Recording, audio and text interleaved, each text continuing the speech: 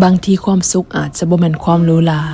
แต่เป็นความธรรมดาที่เรียบง่ายอย่าไปให้ค่ากับความสมบูรณ์แบบจนเกินไปจนลืมความสุขจากสิ่งใกล้ๆตัวความจริงแล้วความสุขก็อยู่ในนี่อยู่ใกล้จนเราแนมบ่เห็นตอนที่เฮาเอาแต่ไขว่คว้าหามันกับรู้สึกว่าทางข้างหน้ามันมืดมนและความสุขก็ยิ่งไกลออกไปกลับมาอยู่กับปัจจุบันหันมาแนมเมืองคนใกล้ตัวกลับมาใส่ใจสิ่งที่เฮามีพัฒนาสิ่งที่เฮาเป็นและตั้งใจเฮ็ดปัจจุบันในตอนนี้ให้มันดีกว่าเมื่อวานที่เคยเป็นความสุขมันคือความพอใจมันคือมือที่ใจเฮาเบิกบานลองปล่อยผ่านและให้อภัยกับความผิดพลาดผู้อื่นง่ายๆอย่าถือสาหาความการจับดีผู้อื่นก็บ่ได้หมายความว่าเฮาเป็นคนดีแต่อย่างน้อยๆมันก็เฮ็ดให้ใจเฮาเบาขึ้นในโลกนี้มีคน 7,000 ล้านคนต่าง